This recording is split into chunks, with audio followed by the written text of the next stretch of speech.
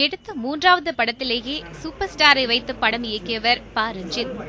கபாலி திரைப்படம் மக்களிடையே கலவையான விமர்சனங்களை பெற்றதும் இதில் குறிப்பிடத்தக்கது. சமீபத்தில் ஒரு தனியார் பேட்மிண்டன் அகாடமி திறப்பு விழாவில் கலந்து கொண்ட இவர் செய்தியாளர்களுக்கு பேட்டியளித்தார். இதில் ஒலிம்பிக் பேட்மிண்டன் மகளிர் ஒற்றையர் இறுதிப் போட்டியில் இந்தியாவின் PV சிந்து வெள்ளிப்பதக்கம் வென்றது மகிழ்ச்சி அளிப்பதாக கூறியுள்ளார். சிந்துக்கு வாழ்த்துக்கள். இன்னும் அவங்க நிறைய பெரிய இடத்துக்கு போகணும், ரீச் ஆகணும்னு நினைக்கிறேன்.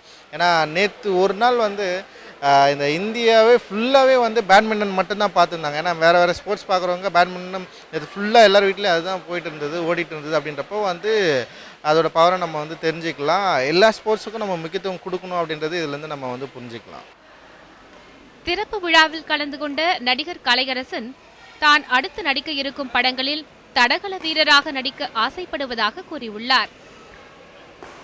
இல்லை, ஆக்சுவலாக எனக்கு அத்லெட்டாக நடிக்கணும்னு ரொம்ப ஆசை. எனக்கு அத்லெட்டிக்ஸ், ஏன்னா சின்ன வயசுல அத்லெட்டிக்ஸில் தான் ஃபுல்லாக இருந்தேன். ஸோ அதனால் எனக்கு அத்லெட்டிக்ஸில் ஒரு ஓட்டப்பந்தய வீரராக நடிக்கணும்னு ரொம்ப ஆசை.